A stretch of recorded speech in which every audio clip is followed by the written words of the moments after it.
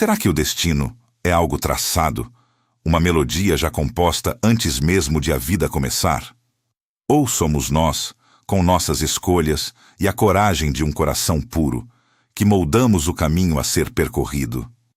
Em meio a vastas paisagens áridas, sob um sol impiedoso que dourava as colinas de Israel, um jovem pastor solitário guardava seu rebanho, alheio ao grandioso propósito que o aguardava. Seus olhos, que observavam as ovelhas, carregavam a profundidade de quem já enfrentava o silêncio do deserto e a imensidão do céu noturno.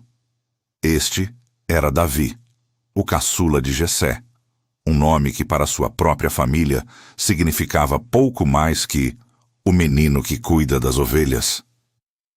Subestimado por seus irmãos mais velhos, robustos e guerreiros, Davi era visto como o improvável, o frágil, o menos apto para as grandes tarefas. Sua rotina era a simplicidade dos campos e desertos que se estendiam pelo antigo Israel. Um cenário de aparente monotonia que, no entanto, forjava nele uma alma sensível e um espírito destemido. Cada amanhecer trazia a promessa de um novo dia de pastoreio, de melodias suaves em sua harpa e de uma conexão profunda com a natureza e com o Criador. Mas a vida de um pastor no deserto não era apenas canções e contemplação. Pequenos atos de coragem se tornaram seu cotidiano, moldando seu caráter e revelando uma força interior que poucos imaginavam. Quando um leão faminto ameaçava seu rebanho, Davi não recuava. Quando um urso feroz tentava roubar uma de suas ovelhas, ele o perseguia sem hesitação. Com as próprias mãos, ele enfrentava essas feras, resgatando seus animais e defendendo o que era seu. Nessas batalhas solitárias, longe dos olhos dos homens, Davi descobria sua própria bravura, testava sua fé e sentia a presença de uma força maior que o capacitava. Aqueles momentos eram a primeira visão de seu propósito, os alicerces de um guerreiro que ainda não sabia que era um. A rotina de Davi foi quebrada por uma chegada inesperada. No horizonte poeirento surgiu a figura imponente de Samuel, o profeta, um homem de Deus que via além das aparências. Ele viera a Belém amando do Senhor com uma missão secreta, ungir o futuro rei de Israel, pois Saul havia falhado. Jessé, orgulhoso, apresentou seus filhos mais velhos a Samuel um por um. Eliabe, o primogênito, alto e de boa aparência, parecia o candidato perfeito. Mas Samuel ouviu a voz de Deus que dizia: "Não atentes para a sua aparência, nem para a sua estatura, porque o tenho rejeitado. Porque o Senhor não vê como o homem vê, pois o homem vê o que está diante dos olhos. Porém, o Senhor olha para o coração." Um por um, os 7 filhos de Jessé passaram diante de Samuel, e em cada um a mesma resposta divina: "Não é este." Uma estranha incredulidade tomou conta do ambiente. Jessé, perplexo, perguntou: "Acabaram-se os teus filhos?" Foi então que, quase como um acréscimo, ele mencionou o mais novo, o que estava no campo, cuidando das ovelhas. "Ainda falta o mais moço, que está apacentando as ovelhas", disse Jessé, sem muita expectativa. Samuel, com uma certeza inabalável, ordenou: "Manda chamá-lo, pois não nos assentaremos à mesa até que ele venha aqui." E assim, Davi foi trazido do campo, um jovem ruivo, de belos olhos e boa aparência. Havia algo nele que transcendia a beleza física, uma pureza e uma luz que se irradiavam. No momento em que Davi se apresentou, a voz do Senhor ecoou no coração de Samuel: "Levanta-te e unge-o, pois este é ele." Inda. Diante da surpresa e do espanto de sua família, Samuel pegou o vaso de azeite e ungiu Davi no meio de seus irmãos. O Espírito do Senhor veio poderosamente sobre Davi a partir daquele dia. De repente, o pastor anônimo carregava o peso de um destino grandioso, mas ainda desconhecido. Uma sensação de que sua vida jamais seria a mesma pairava no ar. Um suspense silencioso que prenunciava a grandiosidade dos feitos que estavam por vir. Antes de continuarmos, inscreva-se no canal e diga-nos nos comentários de onde você está assistindo. A nação de Israel, outrora unida sob a liderança de Saul, via-se agora paralisada pelo medo, uma sombra colossal projetada sobre seus vales e montanhas. A tensão era palpável. O silêncio no acampamento israelita, um grito mudo de desespero. Diariamente, a figura imponente de Golias, o gigante filisteu, emergia do vale, sua armadura brilhando sob o sol, sua voz ecoando como um trovão, desafiando e humilhando o exército de Israel e o próprio Deus que eles serviam. 40 dias se passaram nessa rotina agonizante. E a cada amanhecer, a esperança diminuía, substituída por uma ansiedade crescente que corroía a alma do povo. O conflito iminente não era apenas entre dois exércitos, mas entre a fé e o pavor. O povo de Israel, que um dia havia marchado com confiança sob a liderança divina, agora se encolhia, suas espadas pesando mais do que o metal de que eram feitas. O exército estava acovardado, suas fileiras tremendo não de frio, mas de terror. Saul, o rei, que havia sido escolhido por sua estatura e sua força, mostrava-se desesperado, sem soluções, sua fé abalada e sua coragem esvaecida. Ninguém ousava aceitar o desafio de Golias e a recompensa prometida pelo rei, riquezas, a mão de sua filha e a isenção de impostos para a família do vitorioso. Parecia pequena demais diante da morte certa. Enquanto isso, em Belém, Davi continuava sua vida de pastor, alheio à paralisia que tomava conta do campo de batalha. Seus irmãos mais velhos, Eliabe, Abinadab e Samá, estavam nas linhas de frente com Saul, e Jessé, preocupado com o bem-estar de seus filhos, pediu a Davi que levasse provisões para eles. Pão, queijo e grãos torrados eram a missão do jovem pastor, uma tarefa aparentemente mundana que o levaria ao epicentro da crise de sua nação. Davi chegou ao acampamento israelita bem a tempo de testemunhar a cena que havia atormentado Israel por semanas. Enquanto conversava com seus irmãos e o capitão do exército, a voz retumbante de Golias ecoou pelo vale de Elá. O gigante filisteu, com sua armadura reluzente e sua lança pesada, mais uma vez, proferiu suas zombarias, desafiando Israel a enviar um homem para lutar contra ele. A cada palavra, Davi via a covardia nos olhos dos soldados, a humilhação estampada nos rostos de seu povo. Uma indignação ardente tomou conta do coração de Davi. Ele não conseguia compreender como um incircunciso filisteu poderia zombar dos exércitos do Deus vivo. Para ele, a zombaria não era apenas contra Israel, mas contra o próprio Senhor. Seu espírito, forjado nas batalhas solitárias contra leões e ursos, não podia aceitar tamanha afronta. Ele ouviu os homens falarem sobre as recompensas prometidas pelo rei, mas para Davi, a motivação era muito maior: a honra de seu Deus e a libertação de seu povo. Quem é este filisteu incircunciso para afrontar os exércitos do Deus vivo? Perguntou Davi aos que estavam perto, sua voz carregada de uma coragem que contrastava com a desesperança ao redor. Suas palavras chamaram a atenção de seu irmão mais velho, Eliabe, que com ciúmes e raiva repreendeu Davi, acusando-o de presunção e de ter vindo apenas para ver a batalha. Eu conheço a tua presunção e a maldade do teu coração. Vieste para ver a peleja, disse Eliabe, sem entender a profundidade da fé que impulsionava seu irmão mais novo. Mas Davi não se deixou abalar pelas palavras de Eliabe. A decisão inabalável já havia sido tomada em seu coração. Ele se ofereceu para lutar contra Golias, enfrentando o ceticismo de todos, desde os soldados comuns até o próprio rei Saul. A notícia de que um jovem pastor queria enfrentar o gigante chegou aos ouvidos de Saul, que o mandou chamar.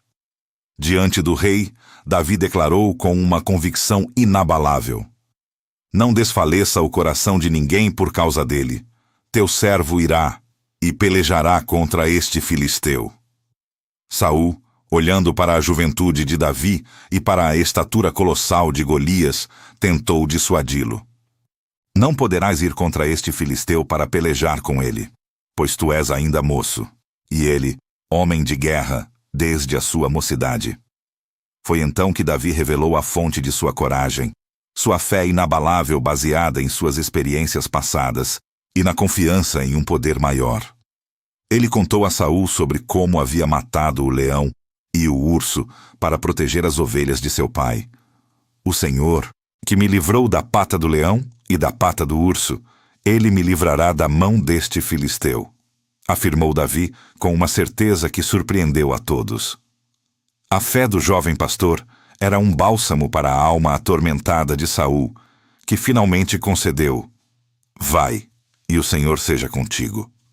Naquele momento, Davi não era apenas um pastor com uma harpa, mas um herói improvável, ungido por Deus e agora escolhido para enfrentar o maior desafio de sua nação. A sombra do gigante ainda pairava, mas a luz da fé de um jovem pastor começava a brilhar, prometendo uma reviravolta que ninguém esperava. O confronto inevitável se aproximava. Um espetáculo de fé contra o medo, a fragilidade aparente de um jovem contra a força brutal de um gigante. Saul, talvez com um resquício de esperança, talvez por puro desespero, ofereceu sua armadura a Davi. O capacete de bronze, a couraça pesada, a espada grandiosa. Davi tentou vesti-los, mas eram pesados demais, estranhos ao seu corpo acostumado à liberdade dos campos. O jovem pastor, que nunca havia treinado para a guerra segundo os padrões humanos, sabia que sua força não residia na armadura de um rei, mas na simplicidade de sua fé e na destreza de suas próprias mãos. Ele removeu a armadura, preferindo enfrentar o colosso com aquilo que lhe era familiar. Dirigindo-se ao vale de Elá, o palco da batalha impossível, Davi desceu a encosta, seus olhos fixos na figura imponente que representava o terror de Israel. A cada passo, a nação inteira prendia a respiração, testemunhando o que parecia ser um sacrifício inevitável. Golias, ao vê-lo, soltou uma gargalhada trovejante que ecoou pelas montanhas, seu desprezo manifestando-se em cada palavra. Sou eu, por acaso, um cão, para vires a mim com paus? Zombou o gigante, amaldiçoando Davi por seus deuses.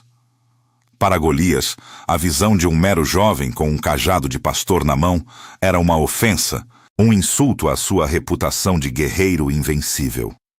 Ele prometeu entregar a carne de Davi às aves do céu e aos animais do campo, certo de sua vitória. A desproporção era gritante. De um lado, Golias, um guerreiro colossal, com sua armadura pesada, seu escudo, sua lança cujo ferro pesava 600 siclos e sua espada. Do outro, Davi, um jovem pastor, vestindo roupas simples com um cajado na mão, uma funda e 5 pedras lisas coletadas cuidadosamente de um ribeiro. As armas de Davi eram rudimentares, mas carregavam um poder que o gigante não podia ver: a confiança espiritual. Com uma voz que, embora jovem, ressoava com a autoridade de uma fé inabalável, Davi respondeu ao escárnio de Golias. Ele não se intimidou com a estatura ou as ameaças do filisteu. Tu vens a mim com espada, e com lança, e com escudo. Porém, eu venho a ti em nome do Senhor dos Exércitos, o Deus dos exércitos de Israel, a quem tens afrontado. Declarou Davi, sua voz cortando o ar tenso do vale. Ele profetizou que naquele mesmo dia o Senhor o entregaria em suas mãos, e Davi o golpearia. Tiraria sua cabeça e daria os corpos do exército filisteu às aves e aos animais, para que toda a terra soubesse que há Deus em Israel. Era uma declaração de guerra espiritual, uma afirmação de que a batalha não era travada por homens, mas pelo próprio Deus. Sem hesitar, Davi correu ao encontro de Golias. Não havia medo em seus olhos, apenas determinação. Enquanto o gigante avançava, Davi meteu a mão no alforge, tirou uma das pedras lisas e a colocou em sua funda. Com um movimento rápido e preciso, ele girou a funda, liberando a pedra com toda a força de sua fé e destreza. O golpe foi decisivo. A pedra voou direto para a testa desprotegida de Golias, afundando na carne. O gigante cambaleou, o som de sua queda ecoando como um terremoto pelo vale, derrubando sua armadura e seu orgulho. O impacto dramático da queda de Golias foi um choque para ambos os exércitos.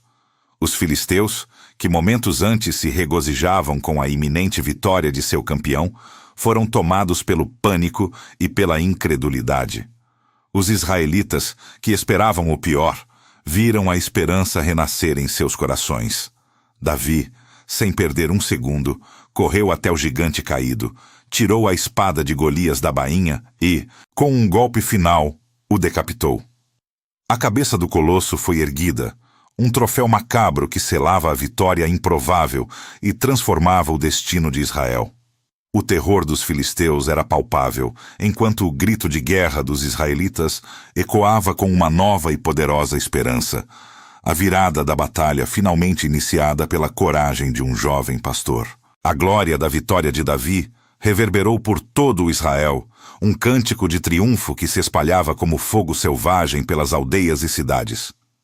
O jovem pastor, que antes era apenas o caçula subestimado de Jessé, agora era aclamado como o herói que salvara a nação do terror filisteu. Seu nome estava nos lábios de todos, em canções e em histórias, sua popularidade crescendo exponencialmente a cada dia. Os israelitas, libertos do jugo do medo, viam em Davi não apenas um guerreiro, mas um símbolo da intervenção divina, um sinal de que Deus ainda estava com eles. Em meio a essa euforia, uma amizade profunda e inesperada floresceu. Jonatas, o filho do rei Saul, um príncipe herdeiro e um guerreiro por direito próprio, sentiu-se inexplicavelmente atraído pela pureza de coração e pela coragem inabalável de Davi. A alma de Jonatas ligou-se à alma de Davi, e ele o amou como a si mesmo. Esse laço de lealdade e afeto, forjado em meio à celebração e ao reconhecimento, seria uma constante em meio às tempestades que se aproximavam. Jonatas chegou a despojar-se de seu manto e de suas armas, entregando-os a Davi, um gesto simbólico de reconhecimento e de uma aliança que transcenderia o poder e a hierarquia. No entanto, a mesma glória que elevava Davi aos olhos do povo acendia uma chama sombria no coração do rei Saul. A canção que as mulheres cantavam: Saul feriu os seus milhares, porém Davi os seus 10 milhares. Era um veneno que corroía a alma do monarca. Saul, que antes havia sido o ungido do Senhor, permitiu que a inveja se aninhasse em seu coração, transformando a admiração inicial em um ciúme corrosivo. Ele via em Davi não mais um servo leal, mas uma ameaça crescente ao seu trono e à sua linhagem. A popularidade de Davi era um espelho que refletia a própria diminuição de Saul, e essa percepção amarga o consumia. A escuridão no coração de Saul se aprofundava a cada dia. As tentativas de Saul de eliminar Davi tornaram-se mais frequentes e insidiosas.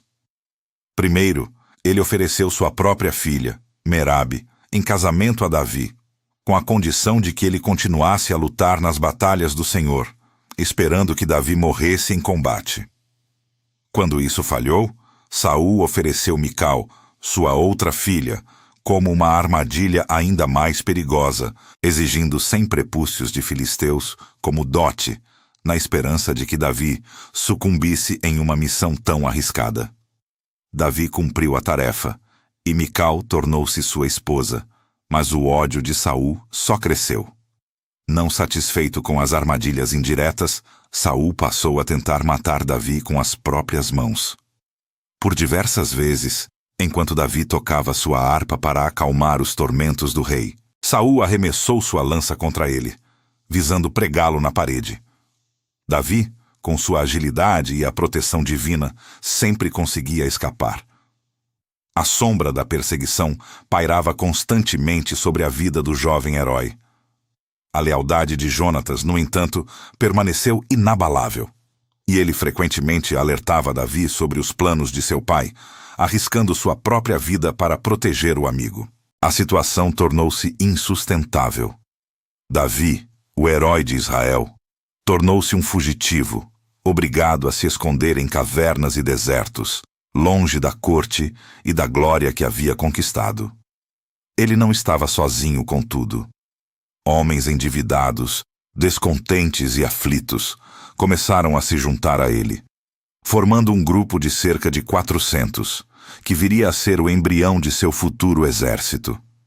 Em Adulão, e depois, em outras fortalezas, Davi, o ungido de Deus, vivia como um proscrito, caçado pelo próprio rei, a quem havia servido com lealdade e coragem. A constante ameaça de Saul era uma nuvem escura sobre a vida de Davi. A incerteza do futuro, uma companheira constante. A dor da perseguição para um homem inocente, que havia feito apenas o bem para sua nação, era um fardo pesado. Cada dia trazia novos perigos, novas fugas, mas em seu coração, Davi mantinha a fé inabalável de que o Senhor, que o havia livrado do leão, do urso e do gigante, também o livraria da mão de Saul. A ironia era cruel. O homem que havia salvado Israel estava agora sendo caçado por seu próprio rei. Um rei que havia perdido o favor divino e se afundava na loucura da inveja e do medo. A jornada de Davi estava apenas começando, e o deserto seria sua escola, um lugar de provação e de crescimento. A solidão do exílio, com seus rigores e incertezas, poderia ter esmagado um espírito menor. Mas para Davi, tornou-se um cadinho onde sua liderança e caráter foram forjados sob o calor da adversidade. Nas cavernas e nos ermos do deserto, ele não era apenas um fugitivo, mas um líder em ascensão. Um farol de esperança para aqueles que, como ele, estavam marginalizados e descontentes.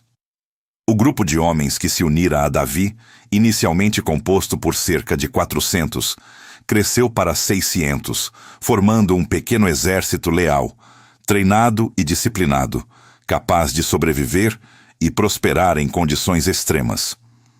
Davi não os liderava apenas em batalha, mas os inspirava com sua fé, sua coragem e sua compaixão, transformando bandidos e desafortunados em guerreiros leais e homens de valor. A vida no deserto era uma sucessão de momentos de tensão, de confrontos com inimigos e da constante vigilância contra as patrulhas de Saul.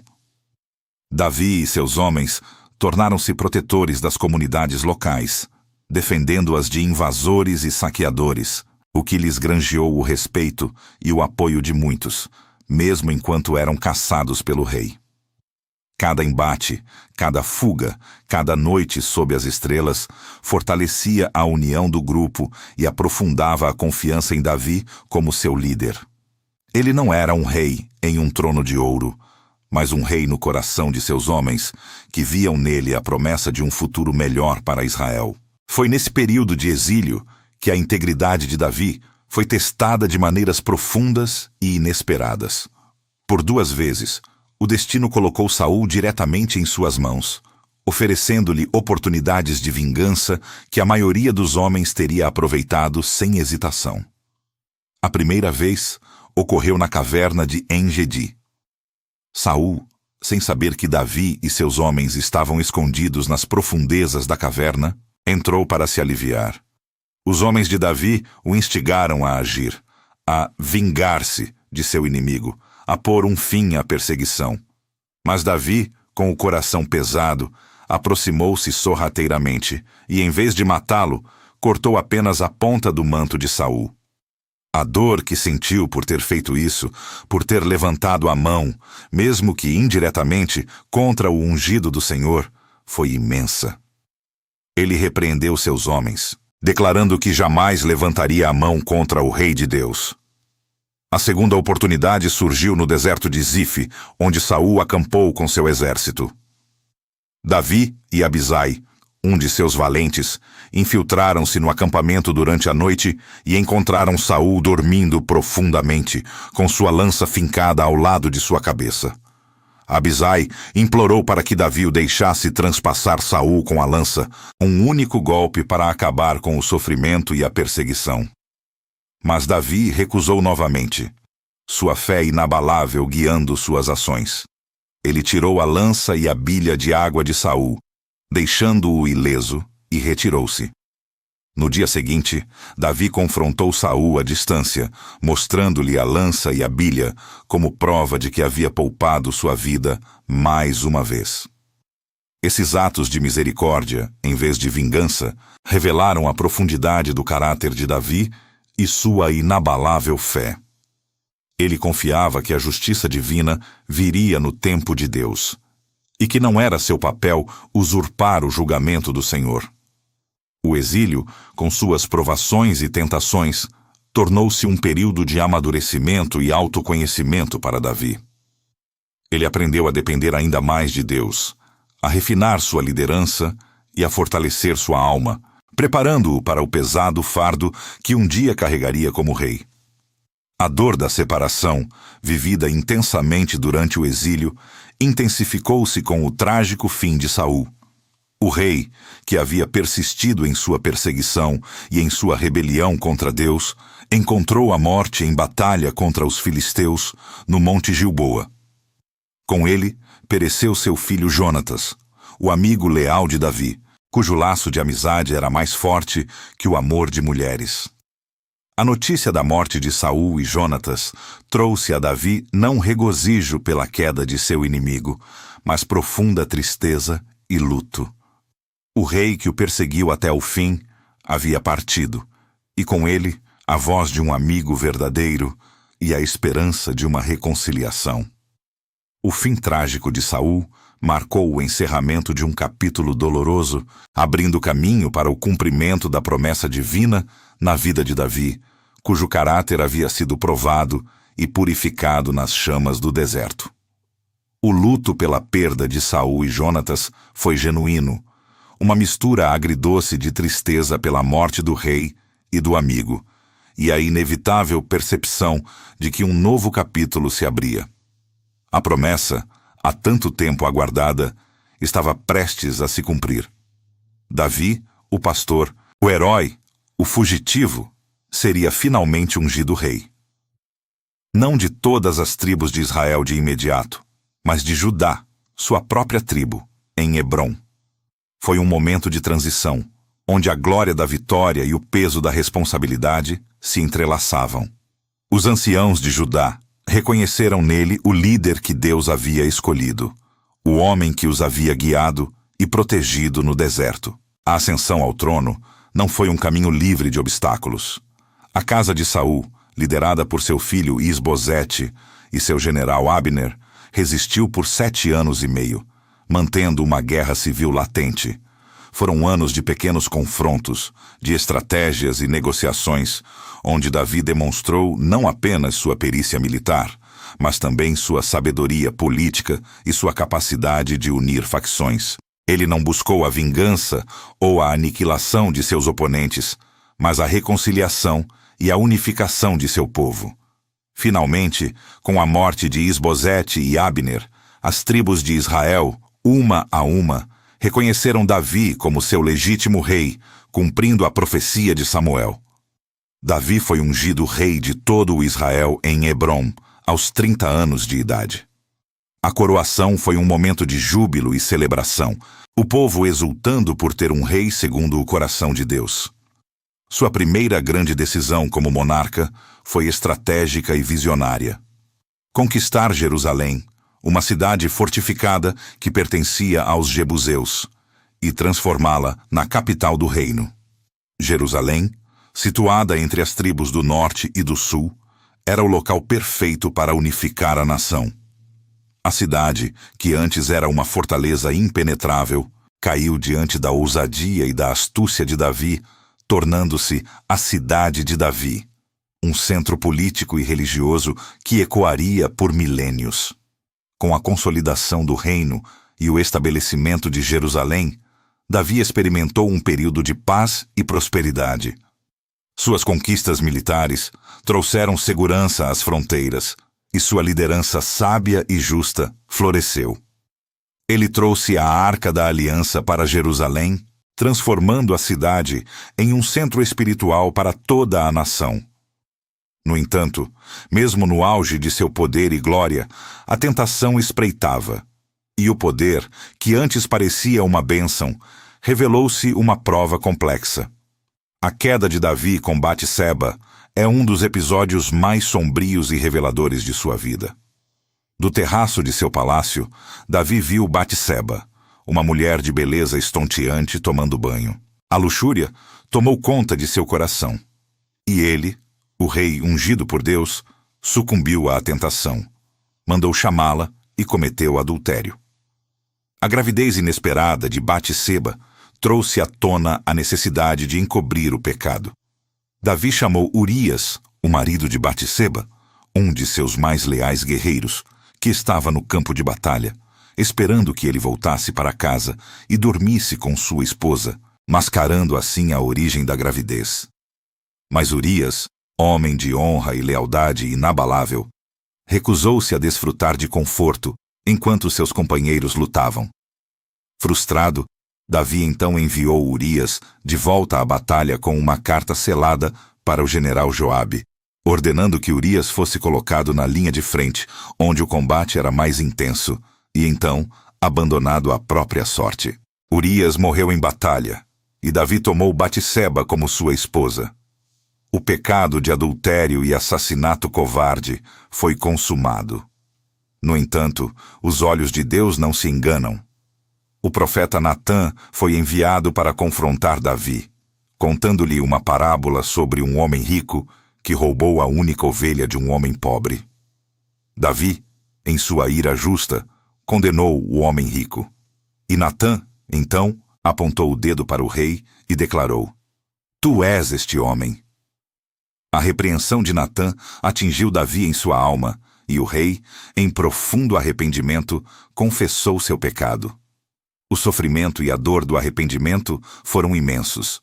O filho nascido dessa união ilícita morreu, como consequência direta do pecado de Davi, um golpe devastador para o rei. As consequências dos atos de Davi não se limitaram à sua vida pessoal. Elas se manifestaram em sua própria família, com revoltas e traições que dilaceraram seu reino. A espada nunca mais se apartou de sua casa, como Natã havia profetizado. Seus filhos Absalão e Adonias se rebelaram contra ele, buscando usurpar o trono, levando a anos de conflito, dor e derramamento de sangue. Davi experimentou a amarga dor de ser traído por seus próprios filhos, de ver seu reino dividido e sua autoridade questionada. Apesar de seus erros e das graves consequências, a fé e o compromisso de Davi com Deus permaneceram. Ele enfrentou as consequências de seus atos com humildade e um coração contrito, buscando o perdão e a restauração. Sua vida foi um testemunho de que, mesmo os maiores heróis, os mais ungidos, são falhos e sujeitos ao pecado, mas que o arrependimento sincero e a busca por Deus podem levar à redenção. Davi, o rei, o guerreiro, o pecador arrependido, aprendeu as duras lições do poder e da responsabilidade, preparando o caminho para um legado que transcendia suas falhas humanas. Davi, o rei que conheceu tanto a glória quanto a amargura, emergiu de suas provações com uma sabedoria que poucos monarcas alcançaram. Apesar de suas falhas humanas, que ele nunca tentou esconder, governou Israel com uma combinação rara de justiça, compaixão e uma fé inabalável. Seu reinado foi marcado pela consolidação de um império, a expansão das fronteiras e a criação de uma nação unida sob um único Deus. Ele não era perfeito, mas sua contínua busca por Deus e seu arrependimento genuíno o distinguiam de outros líderes. A profundidade de sua alma e a intensidade de sua relação com o divino foram eternizadas nos salmos, cânticos e orações que brotavam de seu coração. Neles, Davi expressava suas alegrias mais exaltadas, suas tristezas mais profundas, seus arrependimentos mais sinceros e sua inabalável confiança no cuidado e na misericórdia de Deus.